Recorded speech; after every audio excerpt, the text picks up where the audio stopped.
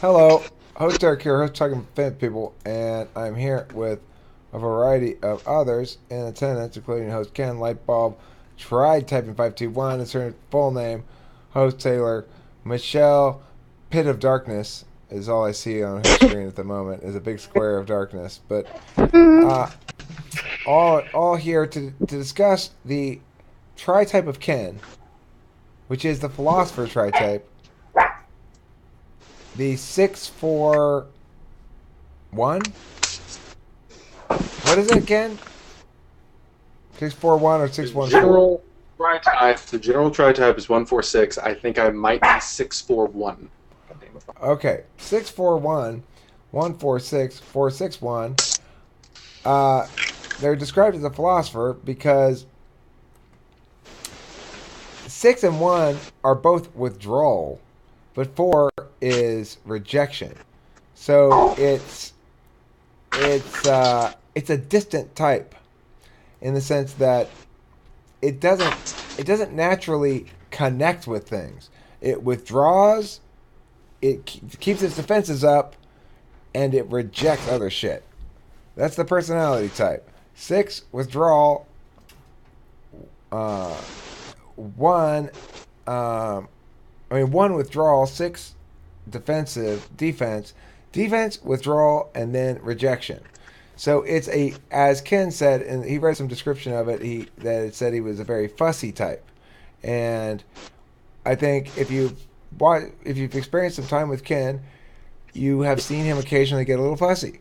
Not always. Sometimes in a very cheerful mood. Sometimes in a more of a fussy mood. But I would not say that descriptor is unfair to the type. Now, if you have these three in your stack, then it means, from my way of understanding things, Ken, for example, will be trying first to make sure he's safe. And if that gets interfered with at all, he will then make sure he's perfect to retain his safety. If that doesn't work, then he will reject your standards as not good enough, as being the problem. First, he safely avoids having to meet standards. Next, he is perfect in meeting them. And lastly, if you still aren't satisfied, then he says, fuck you. I don't like your standard anyway. You and your standards are wrong. But not in a pow pow way, but just as in a, you know what? I'm outie. And then you walk it away, like that. I think you just described my entire religious upbringing. Of that. What? Be safe, Yeah. and then be perfect. Yeah, trying to get safety. When I don't feel safe, try to be perfect, and then when I don't feel perfect, reject that shit because it's stupid. And I don't like you anyway. So if that's what philosophers, that's what motivates philosophers. And what is your tri-type again? Huh? Why do you keep asking me these questions? I tell you once, you remember it. Apparently not agreeable, pleasing, and No, wait, my answer. Me. It says, okay, we're not on that tri-type at the moment, Taylor. We're on the philosopher tri-type. what the shit? Now, Michelle, you have a 1 in your mix as well, don't you? No, I don't think so. No, you don't think so? I don't know what I was thinking about. She does have a dog in her arms. Is that a dog? Yeah. Is I the know. dog a Dog. type 1? That dog looks like a type 1. That dog looks like it's sick of people's shit. Well, she's a good girl. She's probably a 4. Okay, so host Ken, do you have anything more to tell us about your philosopher tri-type? Does that mean you sit around and philosophize all the time, or does it mean you prefer soliloquies? You do like soliloquies. We've determined that. That's a philosopher kind of a thing.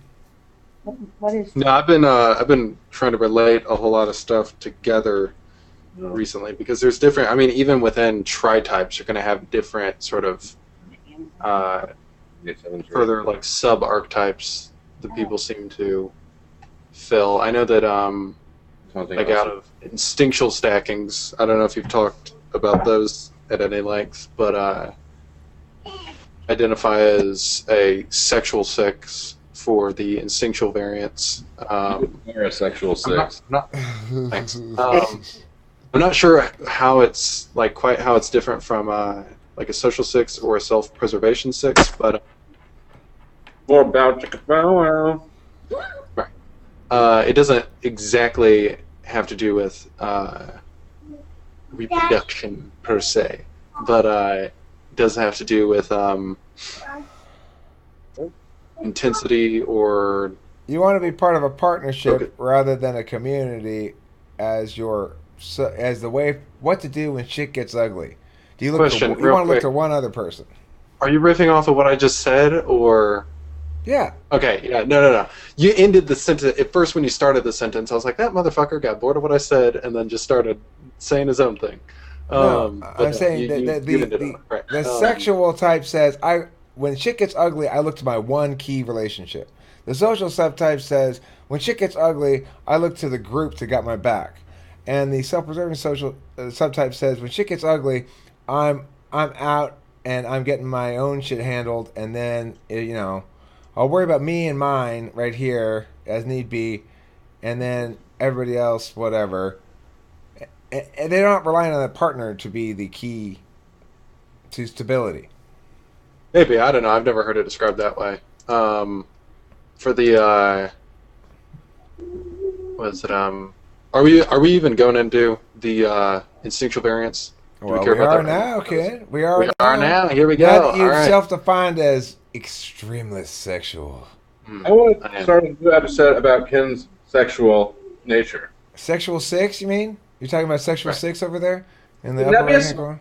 Can that be a song, Sexual 6? Sexual 6 now it is. I just have to write it. It's for surely a song. Sexual 6 is the this journey of a young man discovering his enneagram type and instinctual variant. So there is, I'll read part of a description. It said sexual 6s often manifest a tension between their gender roles. They are both masculine and feminine, macho and coquettish. And I love that somebody other than you used that word. That's great. Yeah, You're a gender switcher. yeah.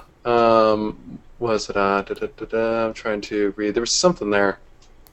Oh, right. It said, similarly, the men of this variant display a sensitivity and vulnerability while being essentially masculine. Is what it said. I like how my voice cracked for that.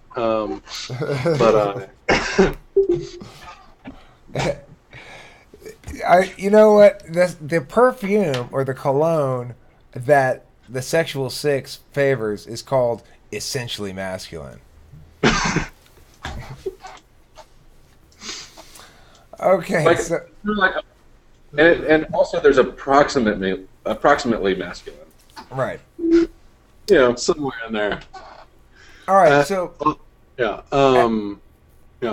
What's that? as a philosopher with a sexual subtype, by my understanding, then that means basically you would like to be in a partnership for life. Namely, having a life partner, quote unquote. Now, you may not stay in that life partnership for life, but that's what you would ideally like your setup to be. Is that consistent with your understanding of your own preferences? We're talking romantically. Yeah, I mean, do you see yourself going forward? If you could choose right now, what's going to happen when you're 25? Would it be? I mean, how old are you? 25? When you're 30? I'm 21. Oh, you're 21. Okay. How would it be when you're 25? Would the answer be, I've met this girl that I love a lot, and I got married, and I'm going to start having some kids? Or would the answer be, I'm killing it. I'm slaying the puss. I'm not quite sure, namely because there's a draw for both. Love sounds good, but so does the puss. No, the idea of settling down that quickly, maybe. I don't know. It might just be my age and If it were the 28, fact that Why are you focusing on the emptiness of the cup? what's that? Change it to 28. Oh, Page 28. Elsie saying polygamous? Yeah, you get a few choices, Ken. Polygamy, monogamy relationship marriage, or out there in the club slaying the puss. 28 years old. What do you prefer?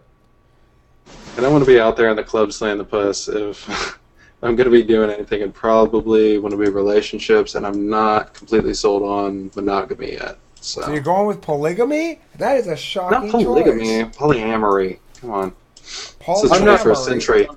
What's This is polyamory? this is the 21st century. What are we, Mormon? What is that? Is that like polygamy without marriage?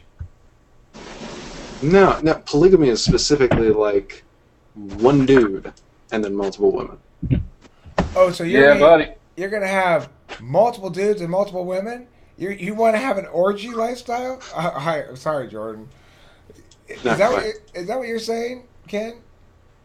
Nah, and I think that's the issue here, is that or not really issue. It's more complicated than that. What you need is a wife and some concubines. Particularly, okay, so I'm using this as an example of where the sort of philosophizing thing comes in, is I think in a lot of ways it's born out of there being conflict.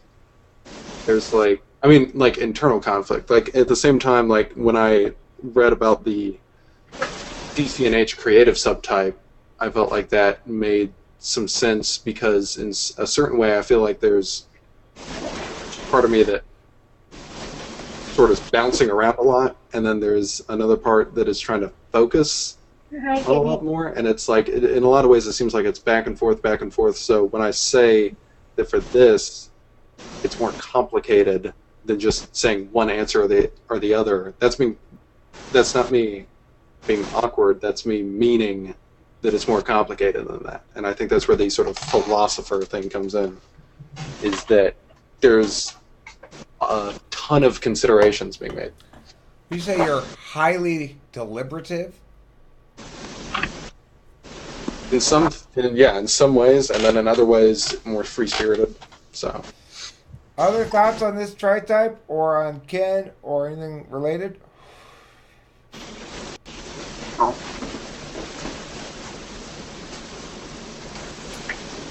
Okay, Ken. Well, I want you to philosophize some more, and when you're done, I want there to be a concrete answer to things that you're going to come back and tell us, that the most important value is beauty, or something like that. Okay, come back and tell us your philosophical. beauty? Is that what you said? Just an example. It could be any. It could be the most important value is the value of societal welfare, something like that. It could be whatever. Right before you go, just because you said beauty, it made me think of this. It was a description of sexual sixes that calls them feisty vulnerability, and then Akazos calls it the strength and beauty, specifically that one. Fire and ice. Yeah, Sexual you said- six. you Fire said and beauty. ice. Yeah, there you Thunder go. and lightning. Sexuality. So, Taylor? Okay. So, Hami, yes, we have done 538. Thanks for watching Talking with Famous People. That brings this video to a close. Goodbye.